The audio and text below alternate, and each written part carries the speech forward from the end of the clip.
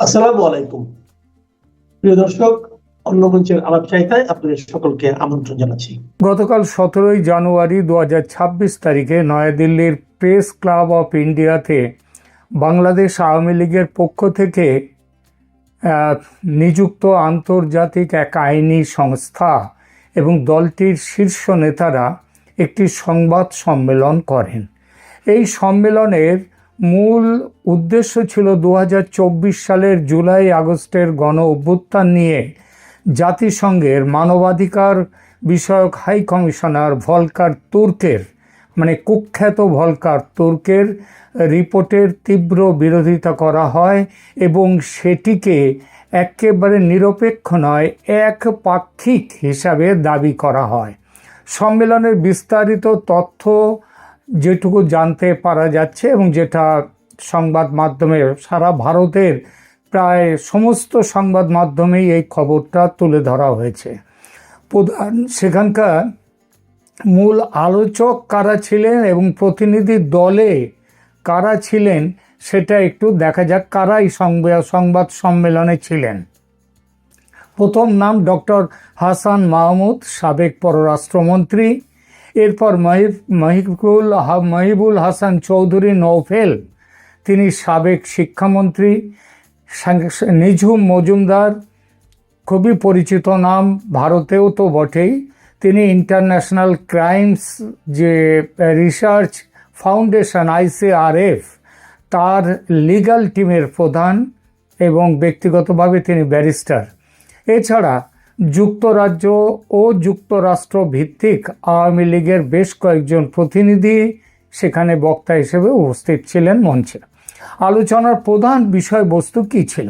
সম্মেলনে আইনজীবীরা কয়েকটি সুনির্দিষ্ট পয়েন্টে তাদের বক্তব্য পেশ করেন।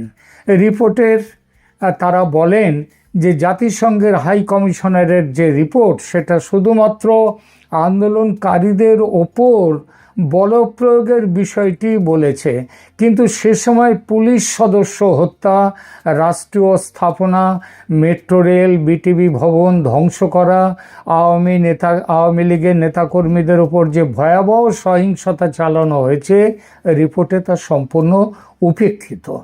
ভলকার তুর্কের অভিযোগ খণ্ডন করে সেখানে বলা হয় যে নির্বিচার হত্যার অভিযোগ ভলকার তুর্ক করেছেন, তাকে রাজনৈতিক উদ্দেশ্য প্রণোদিত বলে আখ্যা দেয়া হয়। আইনজীবীরা দাবি করেন আইন শৃঙ্খলা রক্ষাকারী বাহিনী তখন রাষ্ট্রের নিরাপত্তা সুনিশ্চিত করতে বাধ্য হয়ে ন্যূনতম বলপ্রয়োগ করেছিলেন। আর প্রমাণ উপস্থাপনা, সম্মেলনে কিছু ভিডিও ক্লিপ এবং নথিপত্র, অডিও ভিডিও প্রদর্শিত হয় যেখানে আন্দোলনকারীদের একাংশকে সশস্ত্র অবস্থান নিতে এবং সশস্ত্র অবস্থায় এবং অগ্নিসংযোগে লিপ্ত থাকতে দেখা গেছে। আন্তর্জাতিক ট্রাইব্যুনালের যে বৈধতা, যার উপরে ভিত্তি করে ICT আন্তর্জাতিক অপরাধ ট্রাইব্যুনাল শেখ হাসিনা এবং আসাদুজ্জামান কামালকে মৃত্যুদণ্ড দিয়েছে, সেইটার বৈধতা কিন্তু সম্পর্কে প্রশ্ন তোলা হয়। সেখানে বলা হয়েছে যে ওই আন্তর্জাতিক অপরাধ ট্রাইব্যুনালে যে বিচার কার্য হয়েছে তার ভিত্তি হচ্ছে এই ভলকার তুর্কের যে রিপোর্ট, সেই রিপোর্ট। অথচ ওই রিপোর্টেই বলা রয়েছে যে এটার মধ্যে শেষে ডিসক্লেমার দেয়া হয়েছে। সেই ডিসক্লেমারে বলা হয়েছে যে এই রিপোর্টে যা বলা হয়েছে তা সব সময় সেটাকে দেখা হয়নি, বিচার করে দেখা হয়নি, অর্থাৎ প্রমাণ ছাড়াই সেগুলো তুলে নিয়ে আসা হয়েছে। ফলে বাংলাদেশে বর্তমানে যে আন্তর্জাতিক অপরাধ ট্রাইব্যুনাল এখনও বিচার কার্য চালাচ্ছে তার নিরপেক্ষতা ও স্বচ্ছতা নিয়ে প্রচণ্ড বড় একটা প্রশ্ন তোলা হয় এবং বলা হয় এটা হচ্ছে একেবারে রাজনৈতিক প্রতিহিংসা। এরপর সাংবাদিকদের প্রশ্নোত্তর পর্ব হয়। এটা প্রথম দিকে ঠিক ছিল না, পরবর্তী সময় প্রথমে ঠিক ছিল যে প্রশ্নোত্তর পর্ব বলে কিছু থাকবে না, কিন্তু পরবর্তী সময়ে এই প্রশ্নোত্তর পর্বটা গ্রহণ করা হয়। সেখানে বলা হয়, সংবাদ সম্মেলনে উপস্থিত ভারতীয় ও আন্তর্জাতিক সাংবাদিকদের প্রশ্নের জবাবে আইনি প্রতিনিধি দল কিছু গুরুত্বপূর্ণ মন্তব্য করেন। যেমন, শেখ হাসিনার অবস্থান ও আইনি সুরক্ষা প্রসঙ্গে একজন সাংবাদিক প্রশ্ন করেন, শেখ হাসিনাকে বাংলাদেশে ফেরত পাঠানোর যে প্রক্রিয়া চলছে সেই বিষয়ে আপনাদের অবস্থান কি? জবাবে আইনজীবীরা বলেন, শেখ হাসিনার বিরুদ্ধে আনা অভিযোগগুলো রাজনৈতিক। আমরা আন্তর্জাতিক আদালতে প্রমাণ করব যে তিনি কোনো অপরাধ করেননি এবং তাকে যথাযথ আইনি সুরক্ষা দেয়া বাধ্যতামূলক যে কোনো রাষ্ট্রের পক্ষে। ভারতের ভূমিকা নিয়ে এক সাংবাদিক প্রশ্ন করেছিলেন যে দিল্লিতে এই সংবাদ সম্মেলনের জন্য কেন বেছে নিলেন দিল্লি শহরকে। উত্তরে জানানো হয়, দক্ষিণ এশীয় আঞ্চলিক প্রেক্ষাপটে দিল্লি একটি গুরুত্বপূর্ণ কেন্দ্র এবং এখান থেকে সত্য বিশ্ববাসীর কাছে দ্রুত পৌঁছে দেয়া যাবে। তাই প্রমাণের নির্ভরযোগ্যতা সম্পর্কে এক সাংবাদিক প্রশ্ন করেন যে আপনারা যে অডিও ভিডিও ক্লিপ অন্যান্য তথ্য দিচ্ছেন তার নির্ভরযোগ্যতাটা কি? এটা তো স্বাধীন কোনো তদন্ত সংস্থা এটা কি যাচাই করেছে? এই প্রশ্নের উত্তরে জানানো হয় যে তারা নিজস্ব স্তরে ফরেনসিক ও তথ্য সংগ্রহকারী দলের মাধ্যমে এসব তথ্য প্রমাণ একত্রিত করেছেন এবং তারা এটাও বলেন এই সম্পর্কে যারা প্রশ্ন তুলবে উপযুক্ত কর্তৃপক্ষকে তারা এর উপযুক্ত প্রমাণ দিতে পারবেন। সম্মেলনের মূল উদ্দেশ্য, এই সম্মেলনের মাধ্যমে আওয়ামী লীগ মূলত আন্তর্জাতিক জনমত গঠন এবং বিশেষ করে ভারতের নীতি নির্ধারক ও সংবাদ মাধ্যমকে এটি বোঝাতে চেয়েছেন, যদিও এটা ভারতের যারা নীতি নির্ধারকরা তারা সবই জানেন, কিন্তু সংবাদ মাধ্যমের কাছে এই বিষয়টা অনেকটাই পরিষ্কার ছিল না, তথ্য প্রমাণ ছিল না।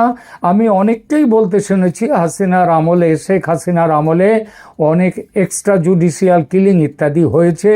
ওই যে আয়না ঘট্টরের গল্পগুলো অনেকের কাছে আমি শুনেছি, কিন্তু এটা যে 2024 সালের আগস্টের যে পট পরিবর্তন, এটা কোনো সাধারণ অভ্যুত্থান ছিল না, গভীর ষড়যন্ত্র ছিল এবং সেই ষড়যন্ত্রের উদ্দেশ্যে অনেক মিথ্যা ছড়ানো হয়েছে শেখ হাসিনার আমল সম্পর্কে। ভলকার তুর্কের রিপোর্টের বিরুদ্ধে একটা পাল্টা যুক্তি একেবারে পয়েন্ট বাই পয়েন্ট পাল্টা যুক্তি কিন্তু একটা এই যে সম্মেলন 17 তারিখে হয়েছে দিল্লিতে, সেখানে একটা বড় অংশ এইখানটাতে রয়েছে এবং প্রত্যেকটা পয়েন্ট ধরে ধরে ভলকার তুর্কের বিরোধিতা করা হয়েছে। যেমন ধরুন, পুলিশ হত্যার জন্য যে তথ্য, সেই তথ্য কিভাবে গোপন করা হয়েছে। আওয়ামী লীগের এই গতকাল পরশু 17 তারিখে বলা হয়েছে যে ভলকার তুর্কের রিপোর্টে আন্দোলনকারীদের হাতে নিহত প্রায় 3000 পুলিশ সদস্যের কথা উল্লেখই করা হয়নি। তারা দাবি করেন একটি থানায় 40 জন পুলিশকে জীবন্ত পুড়িয়ে মারার মতো নৃশংস ঘটনাও ভলকার তুর্কের নিরপেক্ষ রিপোর্টে স্থান পায়নি।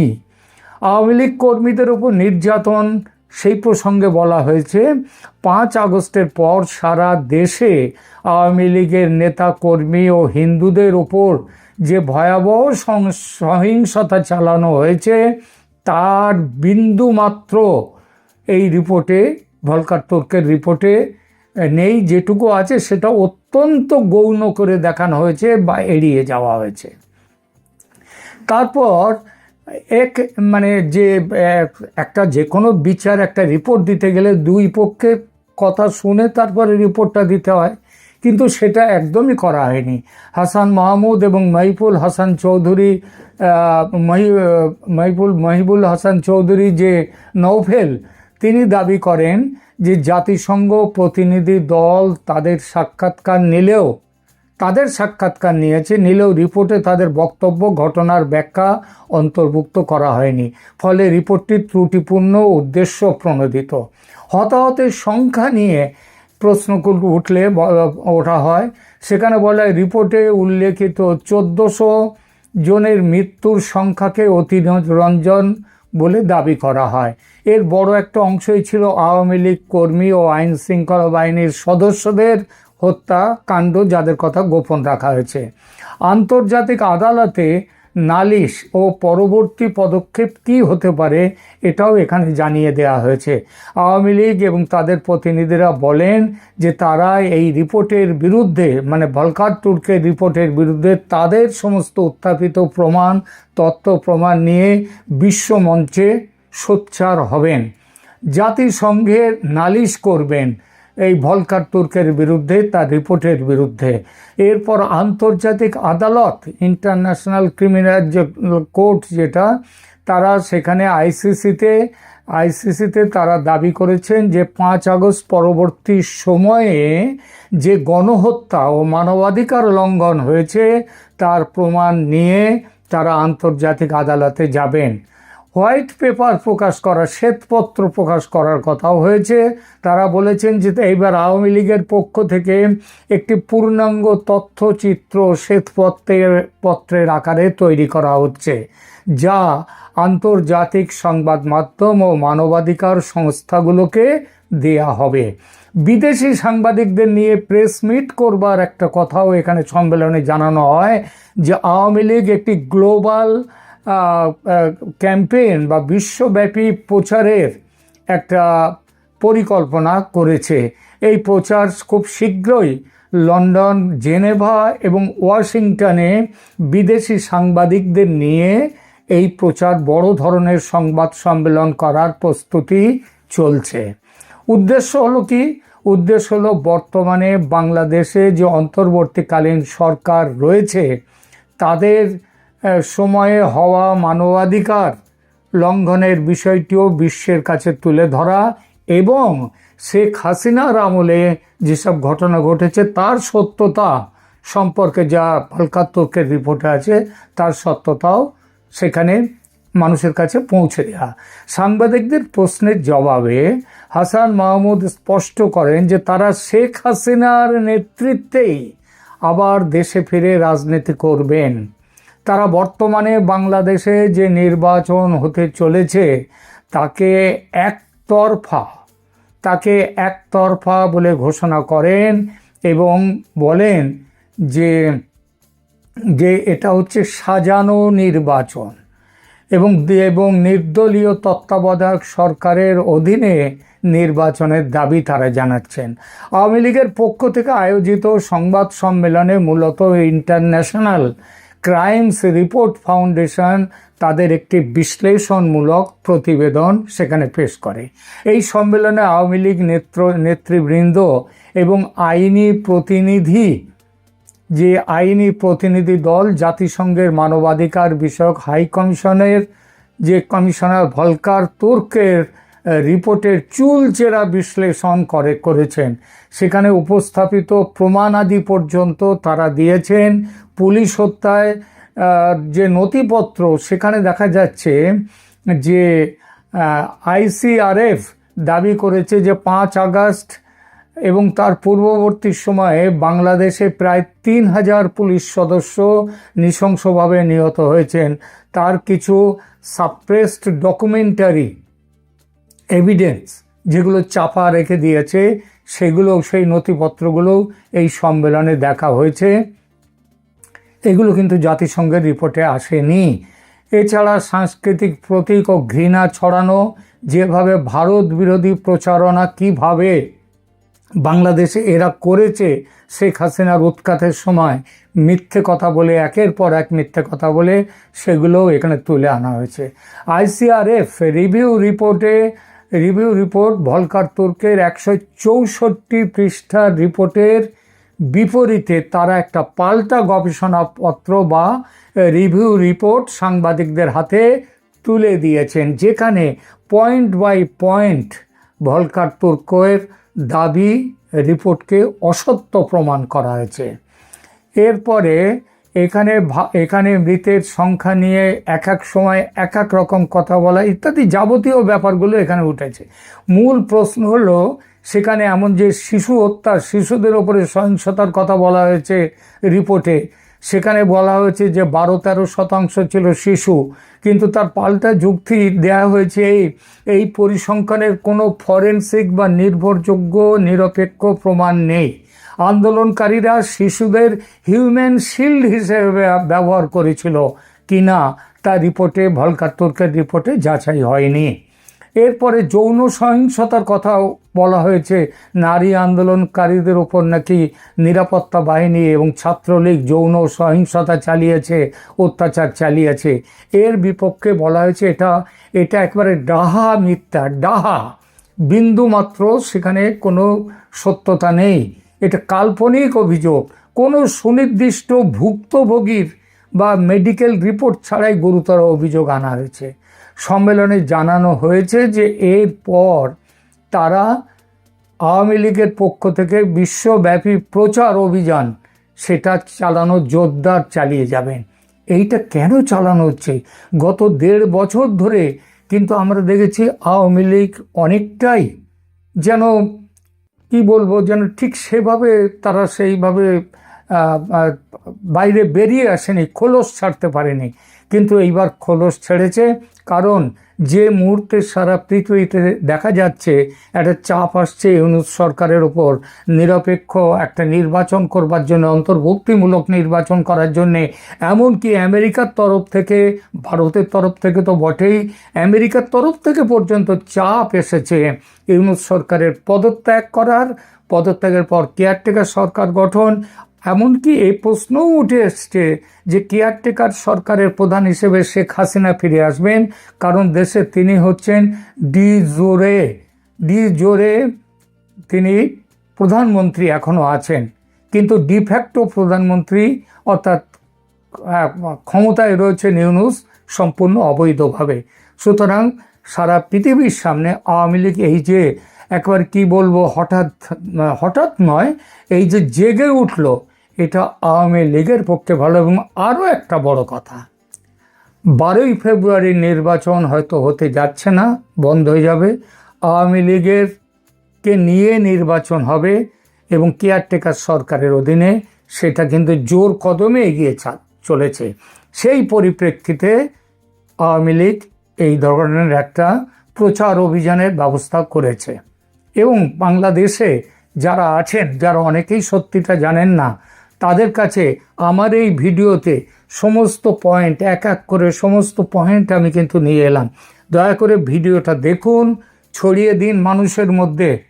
নইলে আওয়ামী লীগের জন্য আপনি যদি সত্যিকারের কিছু করতে চান, এইটা হবে কিন্তু তার বড় প্রমাণ। মানুষকে জানান সত্যিটা। জামায়াত একটা আসন ছাড় দেবে ইসলামী আন্দোলন বাংলাদেশের প্রধানকে, যদিও বা তার দল কিছুতেই জামায়াতে ইসলামীর সঙ্গে জোটে থাকতে রাজি হয়নি।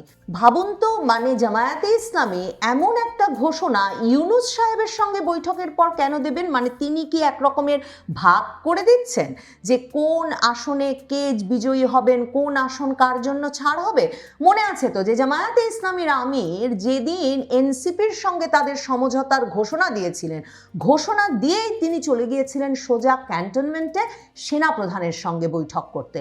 কাজেই নির্বাচনটা যে একরকম সাজিয়ে গুছিয়ে তোলার চেষ্টা হচ্ছে, এবং তাতে প্রায়শই একমাত্র বিস্ফোরা হয়ে দাঁড়াচ্ছে বিএনপি, কারণ বিএনপি বারবার একক সংখ্যাগরিষ্ঠতা নিয়ে নির্বাচনে জিতে সরকার গঠনের স্বপ্ন দেখছে। বাংলাদেশে নির্বাচনের যখন আর 1 মাসও বাকি নাই, তখনও যে নির্বাচনটা অনুষ্ঠিত হবে কিনা তা নিয়ে এই শঙ্কা, উদ্বেগ, আশঙ্কা কাটছে না, তার একটা বড় কারণ এই যে আওয়ামী লীগকে বাদ দিয়ে এই নির্বাচনটা জামায়াত, বিএনপি, এনসিপি, ইউনূস সরকার এদের একটা ভাগাভাগির সাজানো নির্বাচন হতে যাচ্ছে। সেটা যেমন পরিষ্কার ছিল, তেমনি এই নির্বাচন এক রকমের ভাগাভাগির নির্বাচন বলেই হয়তো নির্বিঘ্নে সম্পন্ন হয়ে যেতে পারে, এমন প্রত্যাশা কেউ কেউ করছিলেন। কিন্তু ক্রমেই স্পষ্ট হচ্ছে যে যেমনটা হয় ভাগাভাগির ক্ষেত্রে, কে বড় ভাগ নেবেন, কতটা নেবেন, ভাগে কার কম পড়ছে না বেশি পড়ছে, সেসব নিয়ে দ্বন্দ্বে কিছুতেই একটা আপোষ রফায় পৌঁছানো যাচ্ছে না। এবং বিএনপি জামাত ভাগাভাগিটা ঠিকমতো করতে না পারবার কারণে এখন ক্রমাগতভাবে একে অপরের প্রতি তাদের অভিযোগ বাড়ছে। কারণ জামায়াতের আমির ডাক্তার শফিকুর রহমান যতই নির্বাচনের পর জাতীয় সরকার গঠন বিষয়ে বিএনপির সঙ্গে আলাপ করে আসুন না কেন, কিংবা তারেক রহমান ডক্টর মোহাম্মদ ইউনূসের সাথে তার বাড়িতে গিয়ে দেখা করে, মানে যমুনায় গিয়ে দেখা করে তাকে হয়তো প্রেসিডেন্ট হওয়ার প্রতিশ্রুতি দিয়ে আসুন না কেন, মনে রাখতে হবে যে বড় ভাগ মানে বেশি আসন যার কাছে যাবে তার কাছে যে একটা নিয়ন্ত্রণের ক্ষমতা থাকবে, সেই নিয়ন্ত্রণের ক্ষমতাটুকুও কেউ কাউকে ছাড়তে রাজি হচ্ছেন না।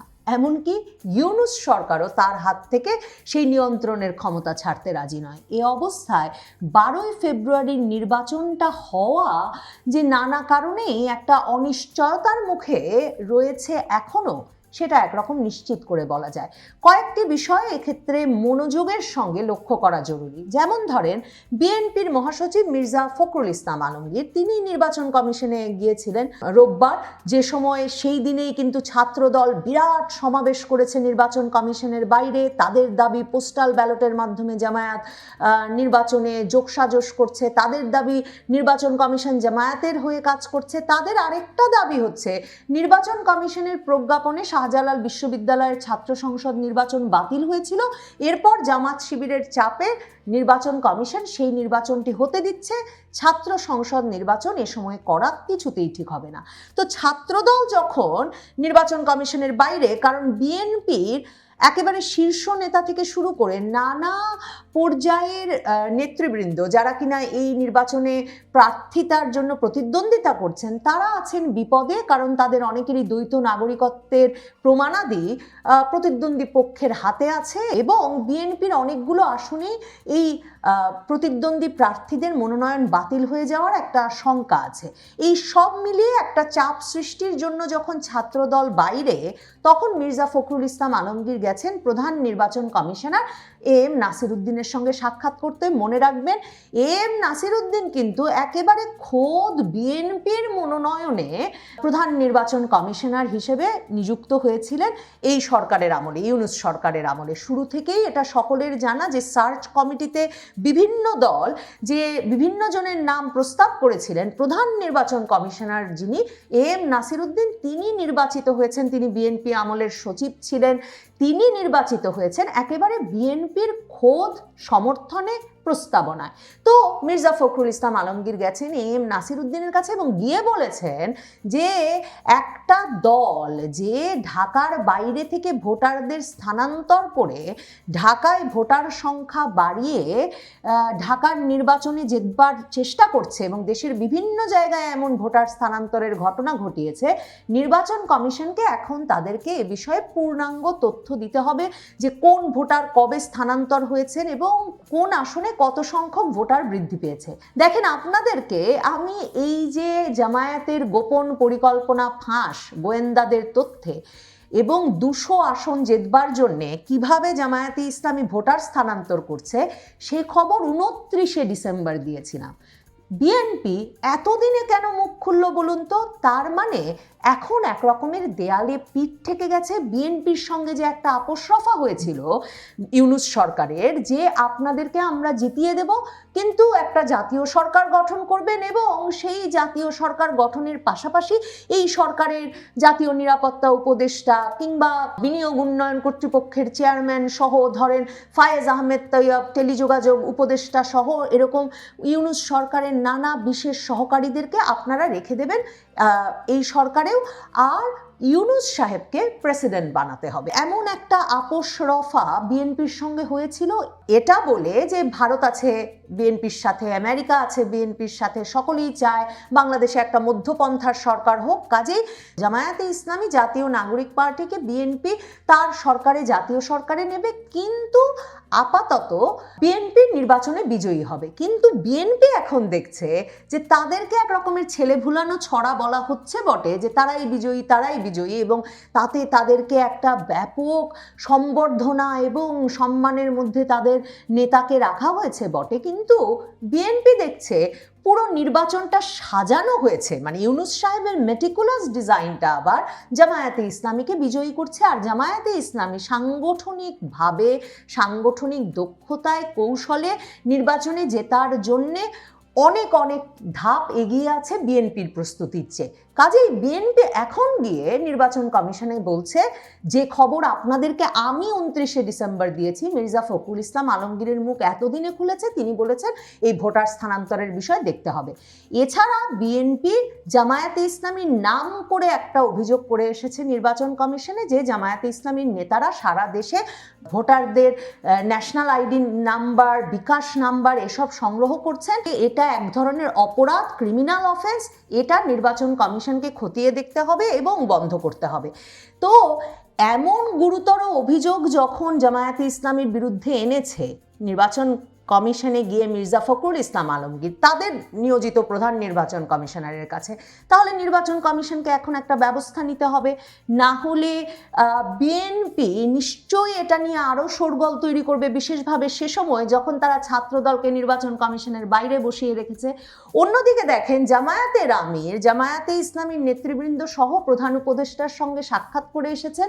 প্রধান উপদেষ্টা এখনও যে একদম নির্বাচনটা নিজ হাতে সাজাচ্ছেন এবং জামায়াতের সঙ্গে তার যে ঘনিষ্ঠতা, তার যে কৌশল এবং পরিকল্পনার যে এক রকমের মৈত্রী এবং ভাগাভাগি, তার প্রমাণ জামায়াতে ইসলামীর নায়েবে আমির সৈয়দ মোহাম্মদ তাহের যমুনা থেকে বেরিয়ে এসে কিনা ঘোষণা দিলেন যে 11 দলীয় সমঝোতা থেকে, তাদের সঙ্গে সমঝোতায় না থেকে ইসলামী আন্দোলন বাংলাদেশ যে বেরিয়ে গেছে, সেই ইসলামী আন্দোলন বাংলাদেশের জ্যেষ্ঠ নায়েবে আমির সৈয়দ মোহাম্মদ ফাইজুল করিমের জন্যে তারা একটা আসনে প্রার্থী দেবে না। মানে জামায়াত একটা আসন ছাড় দেবে ইসলামী আন্দোলন বাংলাদেশের প্রধানকে, যদিও বা তার দল কিছুতেই জামায়াতে ইসলামীর সঙ্গে জোটে থাকতে রাজি হয়নি।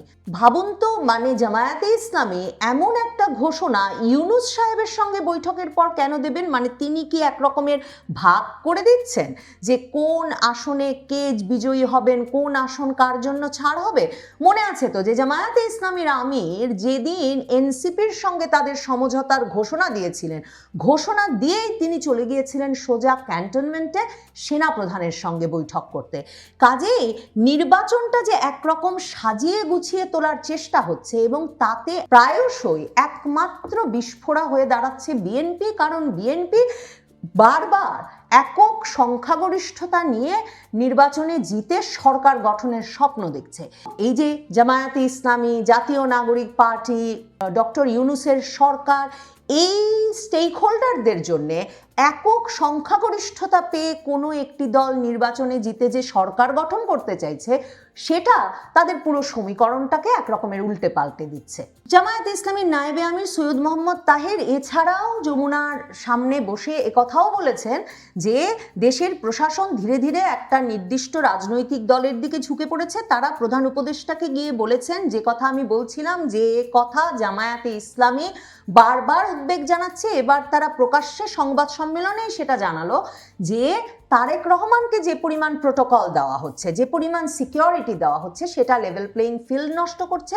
কাজেই তারা প্রধান উপদেষ্টাকে গিয়ে বলে এসেছেন যে দিতেই পারেন একটি দলের প্রধানকে আপনারা এরকম প্রোটোকল বা সিকিউরিটি, কিন্তু সেই প্রোটোকল এবং সিকিউরিটি আপনাদেরকে জামায়াতে ইসলামীর আমিরের জন্যও দিতে হবে। এখন জামায়াতে ইসলামীর আমিরের জন্য যদি সেই সিকিউরিটি দেওয়া হয়, তাহলে কি জাতীয় নাগরিক পার্টির নাহিদ ইসলামের জন্য দেওয়া হবে না? তাহলে কি ইসলামী আন্দোলন বাংলাদেশের চরমোনাই পীর সাহেবের জন্য দেওয়া হবে না? তাহলে সরকারকে আসলে এই ভাগটাও এখন একেবারে সুনির্দিষ্টভাবে সমানে সমানে করতে হবে। বিএনপির জন্য সামনের পথটা তাই আরও কঠিন হয়ে উঠবে। বিএনপির ছাত্রদল যে ওই যে নির্বাচন কমিশনের সামনে গিয়ে দাঁড়িয়েছে শাহজালাল প্রযুক্তি বিশ্ববিদ্যালয়ের নির্বাচন অনুষ্ঠানের অনুমোদন দেওয়ার প্রতিবাদ করতে, তার একটা বড় কারণ, এবং মির্জা ফখরুল ইসলাম আলমগীরও এই কথা বলেছেন যে এটা তো এই সময় একদম ঠিক হচ্ছে না, কাজেই ছাত্রদল যে সামনে বসে আছে সেটা ঠিক কাজ করছে। তার কারণ যে এরই মধ্যে পাঁচটি পাবলিক বিশ্ববিদ্যালয়ে জামায়াতে ইসলামীর ছাত্র সংগঠন ছাত্র শিবির বিপুল ভোটে বিজয়ী হয়েছে, প্রায় পূর্ণ প্যানেলে বিজয়ী হয়েছে, ছাত্রদল কোথাও দাঁড়াতেই পারেনি। এখন সিলেটের শাহজালাল বিজ্ঞান প্রযুক্তি বিশ্ববিদ্যালয়ে নির্বাচনের কয়েক সপ্তাহ মাত্র বাকি থাকতে, মানে 20শে জানুয়ারি এই নির্বাচনেও যদি আবারও শিবিরের প্যানেল বিজয়ী হয়, যেখানেও শিবির অত্যন্ত শক্তিশালী, যেই বিশ্ববিদ্যালয়ে এবং ছাত্রদলকে হারিয়ে শিবির বিজয়ী হবে বলেই ধারণা করা হচ্ছে, তাহলে সিলেটে 22শে জানুয়ারি যে তারেক রহমান যাবেন সভা করতে এবং তার নির্বাচনী প্রচারণা শুরু করতে, সেটা খুব স্বাভাবিকভাবেই অনেকটা ম্লান হয়ে পড়বে। দেখেন, বাংলাদেশের ইতিহাসে একরকম বলা হয় যে সিলেট এক আসনে যে দল বিজয়ী হয় সেই দলই সরকার গঠন করে। এখন শাহজালাল বিজ্ঞান প্রযুক্তি বিশ্ববিদ্যালয়ের নির্বাচনে শিবিরের জয়ের মাধ্যমে সিলেটও কি বিএনপির হাতছাড়া হয়ে যাচ্ছে? তাহলে সিলেট এক আসনে যে দল বিজয়ী হবে সেই দল সরকার গঠন করলে সেটা কি বিএনপি হবে? বিএনপি এখন এসব উদ্বেগ এবং আশঙ্কার মধ্যেও পড়েছে। তার মধ্যে গণভোটে হ্যাঁ ভোটের পক্ষে প্রচারণা চালাচ্ছে সরকার এবং জামায়াতে ইসলামী।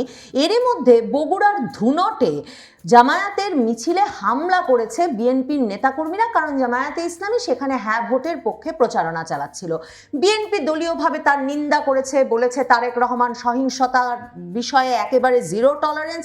কিন্তু মনে রাখতে হবে, বিএনপির নেতা কর্মী থেকে শীর্ষ পর্যায়ের নেতৃবৃন্দ পর্যন্ত তাদের এই গণভোটের বিষয়ে এমন একটা তীব্র প্রতিরোধ আছে, তীব্র বিরোধিতা আছে, যে এই যে নির্বাচনী প্রচার বিশেষ করে যখন 20 তারিখের পর থেকে শুরু হবে, তখন এই গণভোট নিয়েও মাঠ পর্যায়ে সহিংসতা তুঙ্গে উঠবে। তাহলে দেখেন, সেখানেও জামায়াতে ইসলামী এবং সরকার একত্রে প্রচারণা করছে, আর বিএনপির নেতা কর্মী সমর্থকেরা সেই গণভোটের পক্ষের প্রচারণা প্রতিরোধ করতে বিভিন্ন জায়গায় নেমে পড়েছে রাস্তায়, অনেক জায়গায় সহিংস হয়ে উঠেছে। তাহলে সেই ভাগাভাগিতেও কিন্তু বিএনপির যে মেরুতে অবস্থান আর বাকি সব পক্ষের অবস্থান বিপরীতে। কাজেই এ অবস্থায় নির্বিঘ্নে নির্বিবাদে নিজেদের মধ্যে ভাগাভাগি করে ফেলে একটা নির্বাচন খেলা শেষে একটা সরকার গঠন করে ফেলাটা যথেষ্ট কঠিন মনে হচ্ছে। এর চেয়ে মনে হচ্ছে মেটিকুলাস ডিজাইনে একটা নির্বাচন সেরে ফেলার প্রচেষ্টা করাই হয়তো সহজ হবে। তাহলে সেই ডিজাইন ঠেকাতে কি বিএনপি রাজপথে নামবে? ওইদিকে আসিফ মাহমুদ সজীব ভুইয়া তো বলে রেখেছেন, ত্রুটিপূর্ণ নির্বাচন তারা কিছুতেই হতে দেবেন না। প্রয়োজনে জাতীয় নাগরিক পার্টি আবারও রাস্তায় নামবে, যাতে নির্বাচন বিলম্বিত হলেও ত্রুটিমুক্ত করা যায়। বুঝতে বাকি থাকে না, তাদের জোটের প্রধান দল জামায়াতে ইসলামীর সমর্থন আছে সে কথাতেও। এই সকল তথ্যকে পাশাপাশি রেখে ভাবলে সত্যিই ভাবা মুশকিল 12 তারিখে নির্বাচনটা অনুষ্ঠিত হয়ে যেতে পারবে, যে নির্বাচনে কোনো একটি একক দল সংখ্যাগরিষ্ঠতা পাবে, যে দল ডক্টর মোহাম্মদ ইউনূস, জামায়াতে ইসলামী, জাতীয় নাগরিক পার্টি সহ জুলাই আন্দোলনের প্রধান বিজয়ী পক্ষগুলোকে যথেষ্ট ক্ষমতা দেবে কিনা, নিয়ন্ত্রকের আসনে থাকতে দেবে কিনা তা নিয়ে সন্দেহ থাকবে। সে দলকে জেতাতে 12ই ফেব্রুয়ারি একটা নির্বাচন নির্বিঘ্নে হয়ে যেতে দেওয়া হবে, সেটা ভাববার মতো কোনো পরিস্থিতি এখনো তৈরি হয়নি।